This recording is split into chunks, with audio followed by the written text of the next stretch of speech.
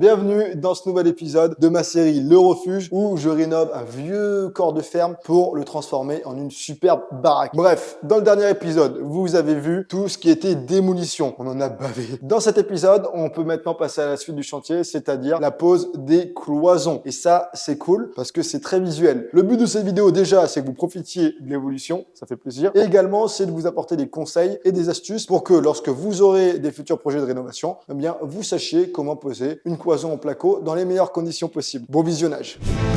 Première étape va être de déterminer l'emplacement de mes cloisons. J'ai un petit plan dans la tête. Ensuite, je vais pouvoir poser toutes les gaines et les faire passer dans le faux plafond qui n'est pas encore réalisé. Pour ce qui est du plan, j'ai déjà tout dans ma tête par rapport à l'emplacement de mes prises de courant, mes interrupteurs et mes luminaires. Je suis en train de finir de passer toutes les gaines. Hop, vous voyez, ça commence à faire pas mal. Le tableau, il est de l'autre côté de la grange. Là, il faut que je finisse de positionner tous mes boutons poussoirs, tous mes interrupteurs, tout ce qui va être prise en périphérie. Et ensuite, que je m'occupe également des circuits éclairage au niveau des deux chambres. Il y a quand même pas mal de taf, mais c'est intéressant l'électricité. Il faut être méticuleux et bien organisé. Et c'est parti pour tirer toutes les gaines au niveau du futur tableau électrique qui sera situé dans la grange numéro 2. Ça en fait du monde au balcon quand même. Allez, je prends le téléphone pour vous faire une petite story au passage. Et n'hésitez pas, pour ceux qui veulent suivre le chantier en live, d'aller me rejoindre sur mon compte Insta, je vous mets le lien dans la description. Ok l'équipe, petite information, je vais avoir le droit à des aides liées à la rénovation énergétique pour rénover ma maison puisque c'était une maison qui était très énergivore et l'idée c'est qu'ensuite je passe en étiquette A. Donc l'avantage c'est que tout ce qui va être isolation au niveau des périphéries, tout ce qui est menuiserie, VMC, pompe à chaleur, je vais avoir le droit à pas mal d'aides et par contre ça implique que ce sont des artisans RGE qui vont s'en occuper. Dites-moi dans les commentaires si jamais ça vous intéresse que je vous donne plus d'informations par rapport à tout ça et au fonctionnement et à la procédure pour justement obtenir ces aides. Je me ferai un plaisir de vous expliquer parce que c'est quand même assez lourd en termes administratifs. Là, le faux plafond a été rayé, pas vraiment dans le bon ordre. Normalement, on fait d'abord le faux plafond et ensuite les murs. Mais comme les artisans sont venus avant que je pose les rails pour le faux plafond, eh bien, on s'adapte. Prochaine étape, ça va être de mettre toute l'isolation entre mes solives. Donc, j'ai un peu plus de 55-60 mètres carrés à faire. Il y a du boulot. Je vais commencer solo et ensuite ce soir, j'ai une pote qui va venir pour le week-end me filer la main. Donc, ça va être très cool et puis je serai content de la revoir. Donc, ça permettra d'avancer un peu plus vite. Allez, let's go! Et c'est parti pour isoler tout le faux plafond et mettre l'isolation entre les solives. Je sais pas vous l'équipe, mais moi, c'est une horreur, une catastrophe. Je ne supporte pas isoler. On s'en met partout, ça gratte. C'est juste pas amusant, quoi. C'est une des pires étapes à faire sur le chantier, à mon avis. Dites-moi ce que vous en pensez dans les commentaires.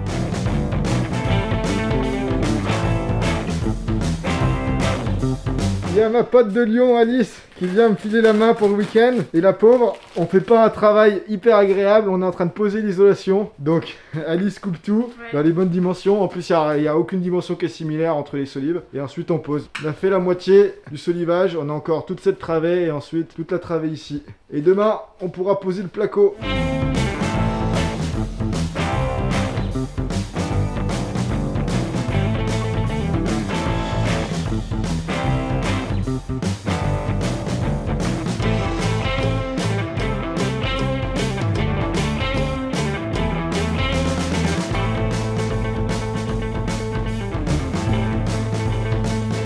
Ok les amis, nouvelle journée. Hier avec Alice, on a posé toute l'isolation. C'est pas le travail le plus agréable, mais c'est fait. On s'en est mis un peu partout. Ça gratte et compagnie. Bon voilà, vous connaissez la musique. Aujourd'hui, j'attends mon pote Mathieu. Je le fais travailler un dimanche. Il adore ça. Et il va nous rejoindre comme ça avec Alice et Mathieu. On sera 3 pour poser le placo au niveau des fourrures. J'ai 35 plaques de BA13. BA13, pour ceux qui savent pas, ça veut dire BA bord aminci. Épaisseur 13. Le placo plâtre, c'est ni plus ni moins du plâtre entouré de 2 couches de carton. C'est ce qui est utilisé pour faire les cloisons et les faux plafonds en rénovation ou même dans le neuf. Donc voilà, l'idée, ça va être de mettre un bon coup de dent et d'essayer de finir aujourd'hui, ce serait l'objectif, de plaquer tout le plafond.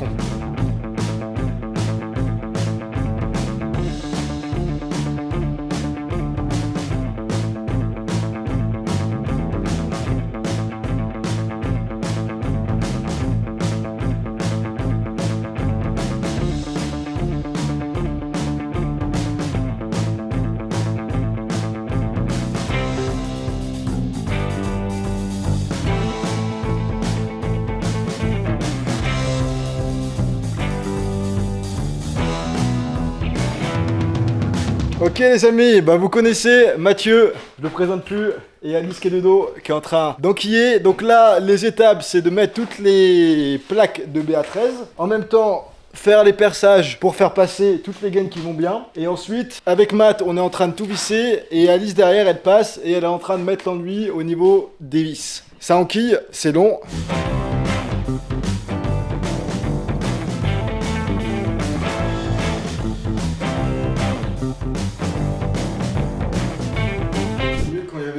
Et Alice, là je suis de nouveau tout seul sur le chantier et il faut forcer un peu plus hein. Pour lever les plaques il faut 2,50 m par 1,20 m. Aïe, c'est un peu moins rapide. Ok, je suis en train de faire toutes mes coupes. Là il n'y a rien qui est d'équerre. Donc je mesure déjà en première étape le premier côté, ensuite à 2,50 m l'autre côté qui me reste par rapport au mur bien entendu. Une fois que j'ai mes deux côtes, j'ai pris un morceau de fourrure qui est resté, qui est tout droit, bien rectiligne, donc ça me permet de faire office de règle. Je l'aligne, je mets les deux serre-joints parce que là je travaille tout seul. Je prends le cutter, je coupe le premier carton, ensuite je vais pouvoir casser ce côté du placo, couper le carton qui est derrière, et puis ensuite il n'y aura plus qu'à faire un peu de propre au niveau du champ. Voilà, ça c'est facultatif, et derrière il faudra visser la plaque de placo au niveau des fourrures.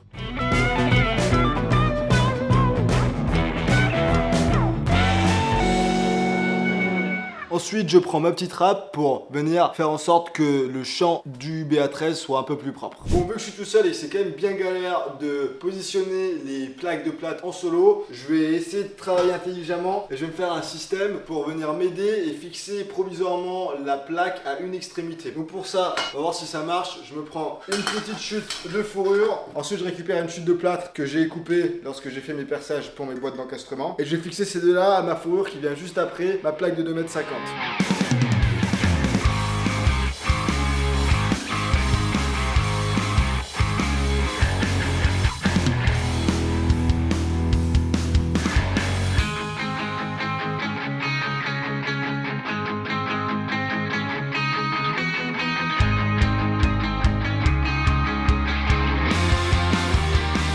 Le placo est quasiment terminé. On a fait tous les perçages pour mettre ensuite les DCL et passer toutes les gaines. Il n'y a plus qu'à passer maintenant toutes les bandes. Première passe, deuxième passe. Et également attaquer les cloisons. C'est bien, le chantier il avance. Ça fait plaisir à voir. Hop, hop, hop, hop, hop, hop, hop. Je vais me casser la figure.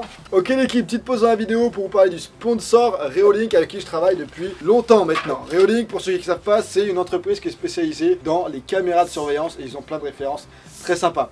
Ici, c'est le modèle Duo 2 4G. Et c'est une caméra que j'ai installée il y a plus d'1 an quand j'ai acheté mon corps de ferme. J'avais besoin d'une caméra qui fonctionne en autonomie, reliée avec des panneaux solaires. Mais également, à l'époque, j'avais pas de Wi-Fi, donc j'avais besoin d'une caméra qui fonctionne avec un forfait, une carte SIM 4G. Et là, la petite nouveauté, c'est que Reolink a sorti deux nouveaux modèles de caméra qui sont similaires à celui-là. C'est le modèle Duo 3 Wi-Fi et le modèle Duo 3 PoE. En bref, c'est des modèles très similaires, sauf qu'ils sont raccordés soit via un câble, soit ils fonctionnent avec la Wi-Fi.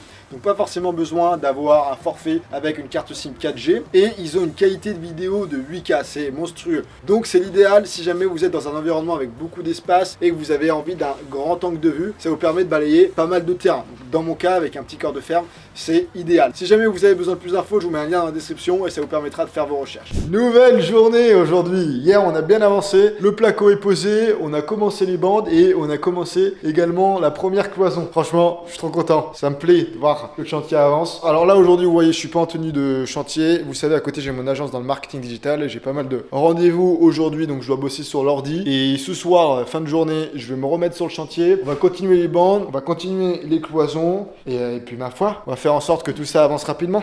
Ok les amis, je commence à poser les cloisons. C'est vraiment chouette, là c'est en train d'avancer et ça me plaît quand ça avance. Donc je pose la cloison, je poserai l'autre, il faudra que je fasse des perçages pour passer toutes les gaines pour l'électricité. Et il n'y a plus qu'à avancer. Une fois que j'ai fini cette cloison, je vais pouvoir mettre un rail et ensuite un montant contre cette cloison pour ensuite faire la cloison au niveau du mur perpendiculaire. Enfin je dis perpendiculaire mais il n'y a rien qui est perpendiculaire.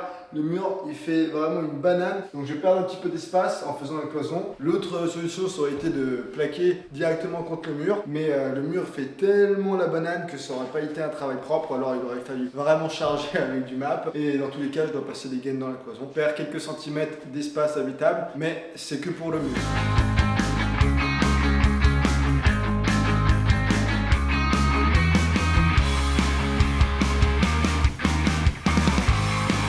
Ça y est, mes 2 premières plaques de placo sont fixées. Je vais quand même devoir couper des petites sections en haut et en bas. J'ai croisé les plaques tout simplement parce que ma hauteur sur plafond, elle fait à peu près 2,70 m et bah, les plaques de placo, elles font 2,50 m, là, celles que j'ai. Donc, je vais devoir faire quelques coupes. Alors là, je suis en train de m'occuper de cette cloison. Pour poser une cloison en placo et en rail montant, c'est vraiment pas compliqué. Vous faites un repère déjà. Alors, je vous conseille vraiment, lorsque vous faites de la rénovation, d'avoir un laser. Un niveau laser comme ça, c'est top. Vous prenez beaucoup moins la tête, vous gagnez en prix et en rapidité. Du coup, l'idée, une fois que vous avez votre repère avec le laser, vous mettez d'abord une première lisse basse. Ensuite, vous allez fixer dans un angle un montant avec bien sûr la bonne distance hauteur sous plafond. Ce montant, il va vous permettre de vous aider quand vous êtes tout seul, puisqu'ensuite vous allez pouvoir enquiller l'angle de la lisse haute dans ce montant et ça va tenir à une extrémité qui vous permet vous de régler l'autre extrémité de la lisse haute et de venir la fixer, du coup la contre ma cloison en l'occurrence. Ensuite, lorsque vous avez votre lisse haute et votre lisse basse, alors vous n'avez plus qu'à couper les montants dans la bonne longueur et à les enquiller et les mettre tous les 60 cm d'anthrax, puisque les plaques de placo sont dans un multiple de 6. De mon côté, j'ai les plaques là qui font 1,20 m. Donc voilà, c'est vraiment pas bien compliqué.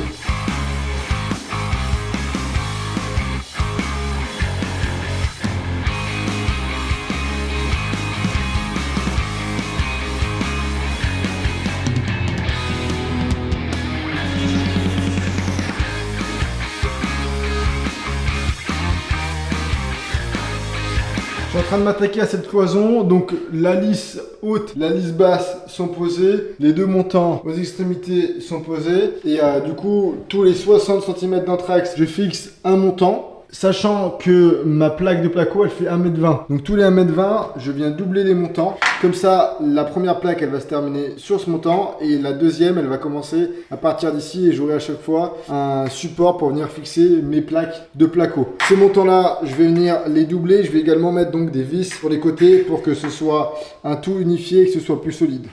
Une fois que tous les montants de 48 sont glissés et posés dans les bonnes dimensions dans les rails, donc lisse haute et lisse basse, pour les fixer avec les rails, il y a différentes méthodes. Soit vous venez les visser avec des vis à placo, pas mal de gens qui font ça, soit vous utilisez ce genre d'outil, ça s'appelle une pince à sertir. Vous venez la glisser dans le rail et le montant et en fait ça va venir faire hop, une sorte de trou dans le rail et le montant et ça vient ensuite replier le métal, ce qui fait que c'est beaucoup plus rapide, on se prend moins la tête qu'avec des vis et c'est tout aussi solide. Et voilà, donc si jamais vous avez pas mal de cloisons à faire, une pince à sertir, ça peut vraiment être un investissement rentable.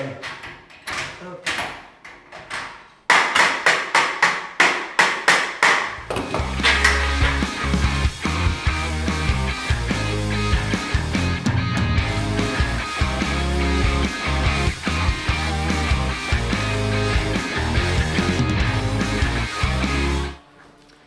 Bon, à ce niveau-là, il va y avoir une porte et ici une autre porte à 90 degrés. Donc je veux que ce soit solide, ce qui fait que mon rail, je ne vais pas le couper complètement, je vais juste couper un triangle à 45 degrés, comme ça je pourrais le replier sur lui-même et ça fera encore plus de solidité. Ça y est, là j'ai ma coupe à 45, donc là j'ai juste à plier, hop, et à 45 on a un angle droit, ce qui fait qu'on va pouvoir ensuite bien positionner notre rail et on pourra mettre un montant. Comme ça viendra offrir une rigidité supplémentaire.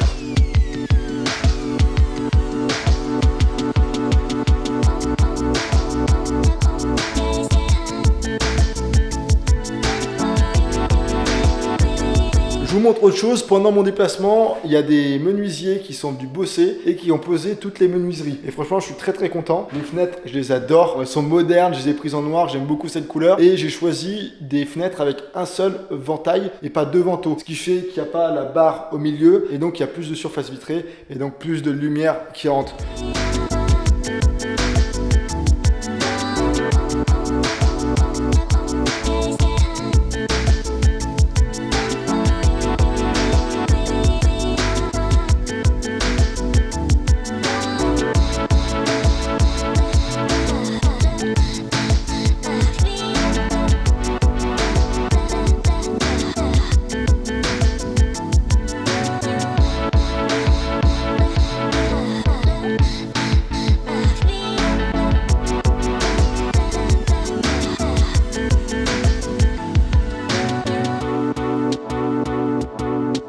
Ok, allez, petit point sur le chantier. Le truc, c'est qu'en ce moment, je pars en déplacement très fréquemment. Donc je reviens, je peux bosser 2-3 jours, ensuite je dois repartir en déplacement. Donc voilà, on fait comme on peut, je me débrouille avec mon emploi du temps. Où j'en suis sur le chantier? Avant de partir en déplacement la semaine dernière, j'ai pu terminer de poser toutes mes plaques de BA13. Donc le placo, c'est terminé. Alors il faut encore passer 2 couches au niveau des bandes, mais sinon le gros du placo c'est fait. Il y a toute l'électricité qui est passée. Il faut encore que je finisse de raccorder quelques prises et de raccorder quelques appareillages, mais sinon l'électricité normalement pareil c'est en bonne voie. Et oui les amis, petit tour de la maison, c'est bientôt la fin de l'épisode. Quel plaisir de pouvoir me balader entre les différentes pièces, la chambre 2, la chambre 1, la cuisine, le salon. Bon, je vais un petit peu me calmer, redescendre un peu parce que c'est pas Versailles ici. Je me prends des gaines et encore des gaines qui traînent. Qu'est-ce que vous avez pensé de cet épisode? J'espère que vous êtes contents autant que moi, puisque on a enfin une évolution visuelle. C'est quand même une belle étape d'avoir posé les cloisons en placo et c'est quand même très agréable parce qu'il y a certaines étapes comme la démolition, hein, allez prenons le dernier exemple, où on a plutôt l'impression de reculer que d'avancer sur le chantier. Alors que là avec les cloisons, c'est quand même très visuel, on vient segmenter l'espace, il y a l'électricité désormais, voilà, bref. Je suis très heureux et je suis impatient de passer à la suite du chantier parce qu'il y a encore beaucoup de boulot, mais bref, ça c'est un autre sujet. En tout cas, pour terminer la vidéo, j'aimerais vous demander de me faire un petit commentaire si jamais vous appréciez ce type de vidéo ou si jamais vous voulez d'autres types de vidéos. Ça me fait toujours très plaisir de lire vos retours. Si vous voulez soutenir le travail, c'est toujours très agréable de savoir ce que vous en pensez et si jamais vous avez également des critiques constructives pour